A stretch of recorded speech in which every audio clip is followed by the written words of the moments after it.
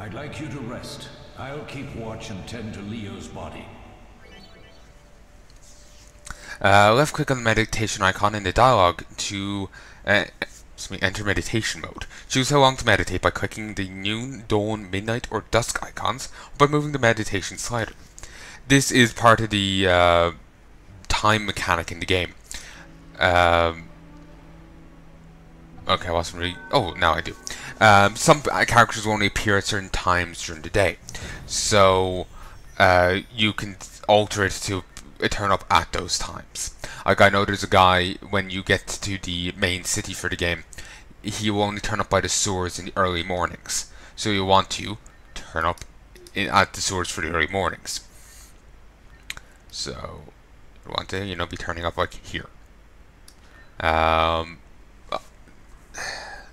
Since they don't give you like an exact 12 p.m. you'll be there at, and with a 12 p.m. thing here, it can be a little rough to work it out. I remember having a little issue in finding them. I'm not sure if I ever actually did. No. I did find them eventually, but it was a bit awkward. But yeah, it's this is them introducing that system. Hold on, folks. BRB. Hello, folks, and I'm back. It's just been, 8 billion years. Yeah, I got stopped for dinner, ended up watching some stuff, a bit of TV. Recording okui, recording okui. Let's get back into it, shall we? Now, I was saying something here, I don't remember the exact phrasing. But yeah, basically, this is useful for meeting some NPCs and whatnot. That are only available at night. I think same with merchants. Their shops are only open during the day. Or some NPCs only appear at certain times. I know there's later on you go to an inn and there's a person there you can only talk to during the night. Yeah, or maybe they're only there during the day. You can go meditate and then go find them. Sometimes you may want to leave a bit of time to get to them, because I swear, if you say if they're going to be there at noon, you wait till noon. By the time you get to them, they've gone. At least that's how I swear it is, but maybe I'm wrong.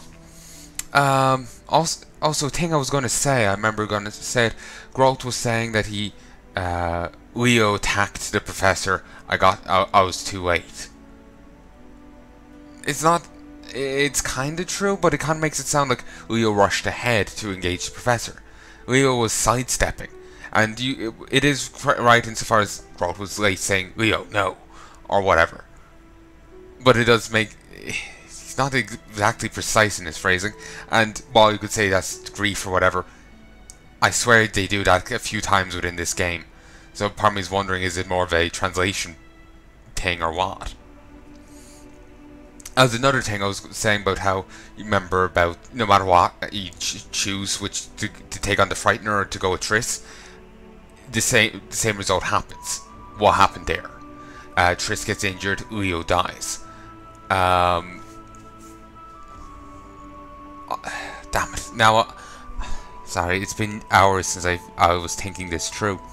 So I'm thinking what I was going to say was, sometimes in life, no matter what choice you make, basically you can't really affect the situation. Things are just too stacked against you for you to actually have an impact. So, if you want to wrangle that into a game setting, it can, from certain stories, like for certain stories to actually be played out within a video game, that kind of has to be a thing that happens in it.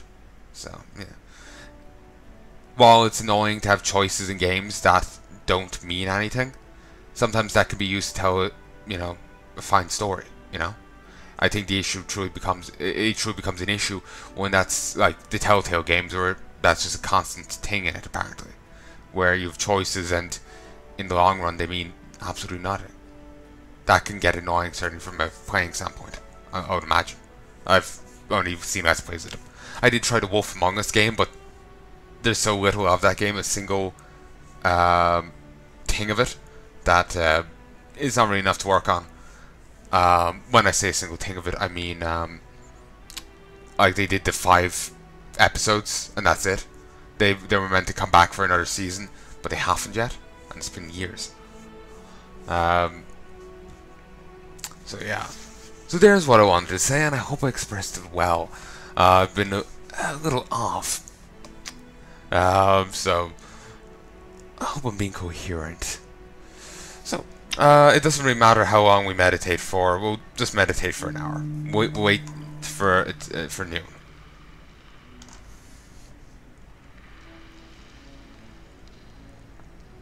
Mushrooms.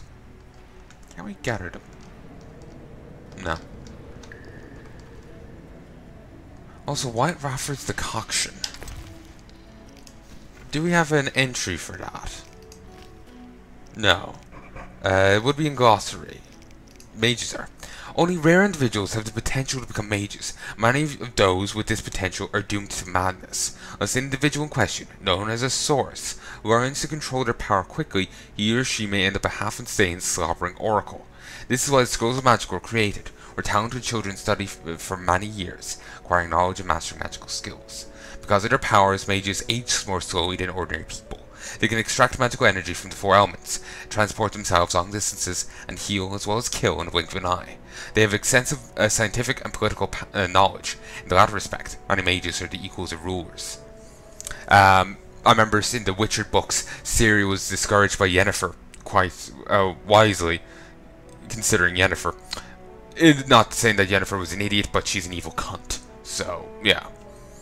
I'll expand more on that later. You can already see what choices I'll be making in Witcher 3, just from what I'm saying here. Not telling Ciri not to tap into the fire, to drain power from that, because fire is seductive. Basically, Yennefer doesn't say that, or at least I didn't get to read the bit where she was explaining this. I ended up skipping in a few novels because I just wanted to read some of it. Normally I wouldn't do that, but I did it on a whim in this case.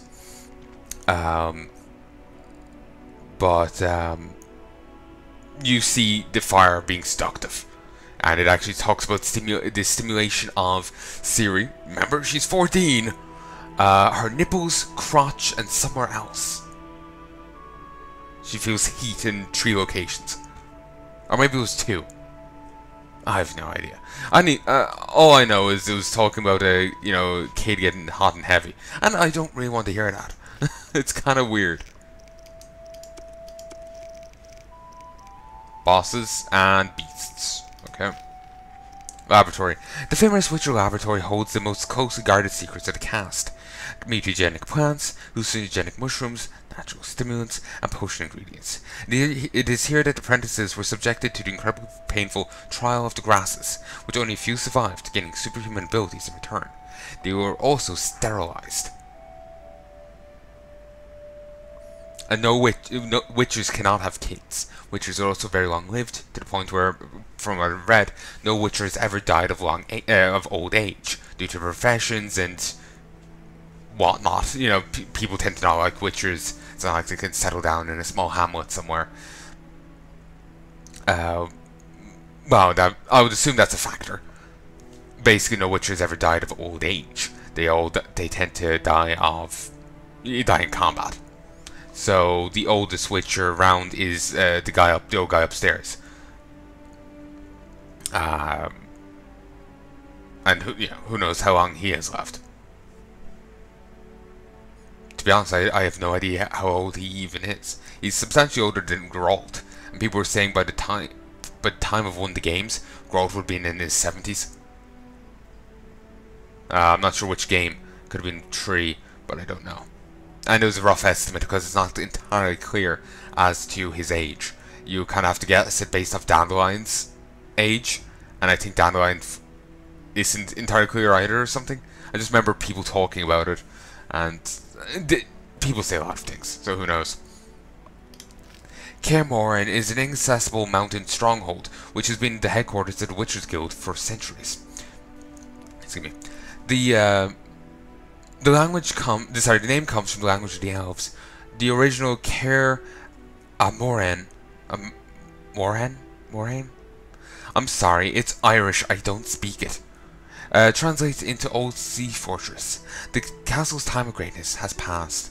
The battlements and moat have eroded, and a cold wind blows through the spacious halls. Only a handful of witchers live here, but once many young boys underwent gruesome training along the infamous gauntlet near Caer Moran. But yeah, the Elven language is Irish. There's something Valley of Flowers, something Leblohan.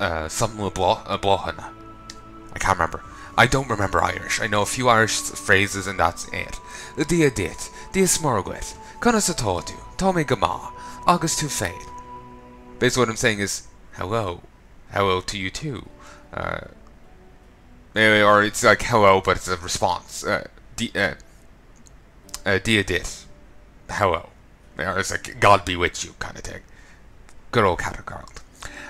Dia smorglet. It's like it's a hello in response. I'm not sure in the direct translation. Conasatotu, how are you? Tommy Gama, I'm good. August to fade. And yourself.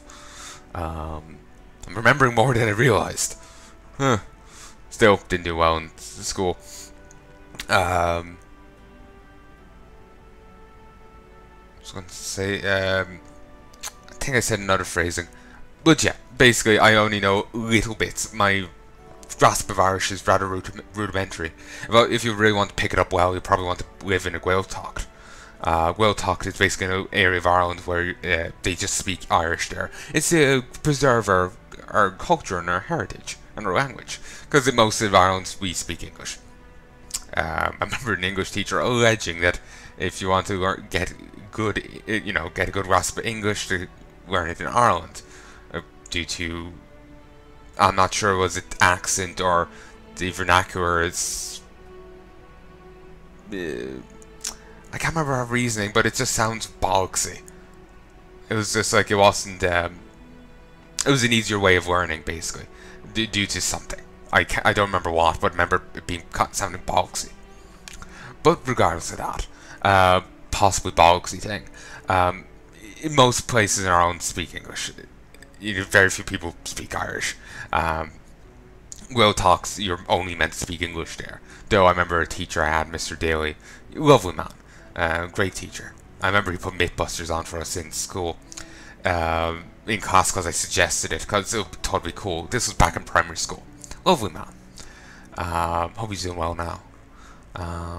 After I left primary school, I was always meaning to pop back in and say hi. A few kids in the year ahead of me had done that, and I wanted to do it myself, but never got a chance. It's been years.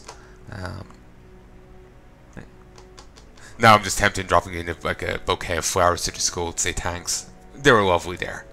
But regardless, oh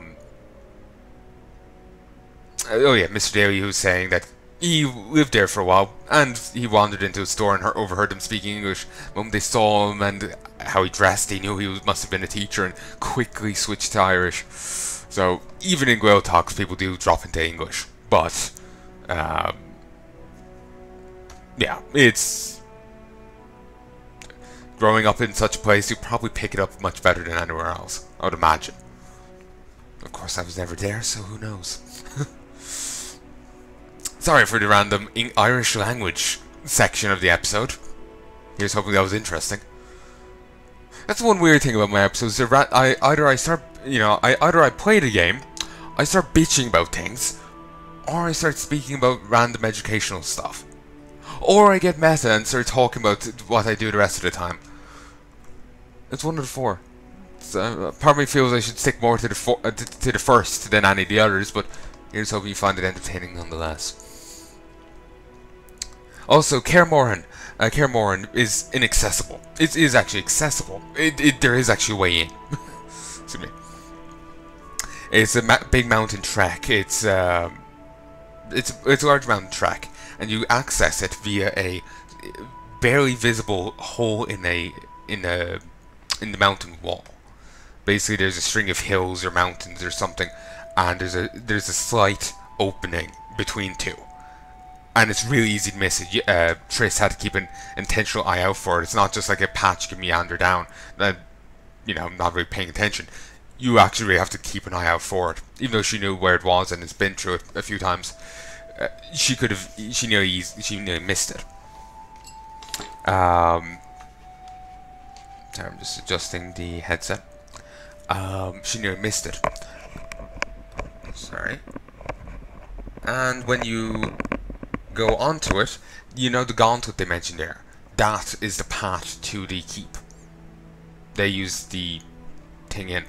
There's also a waterfall mentioned along the gauntlet.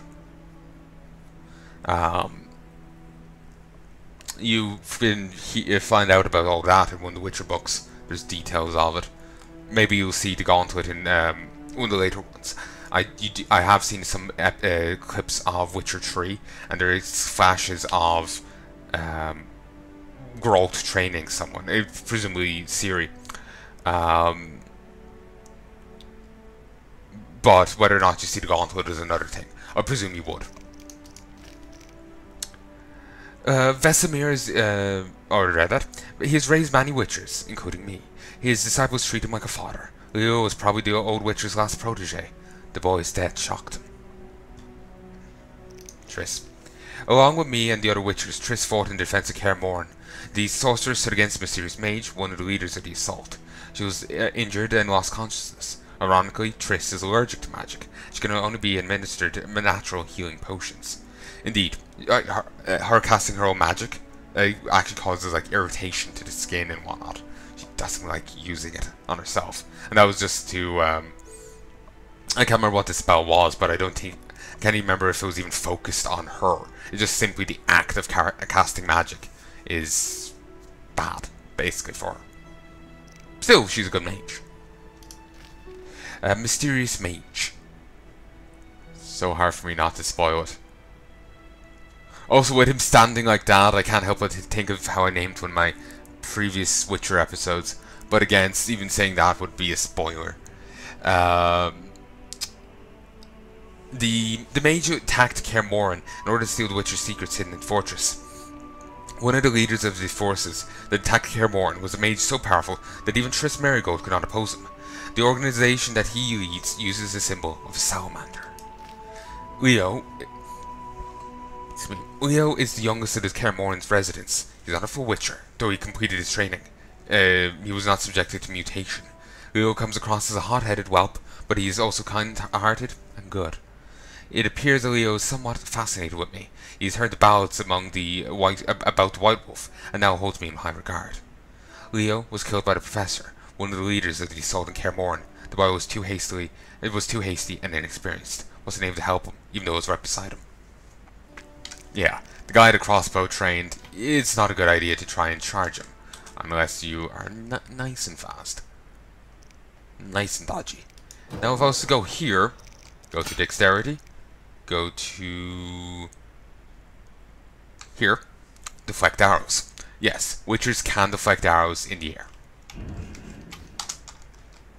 Makes sense. They are very, very agile. Very dexterous, you know? Ooh, here's Tree Swallow. Christ!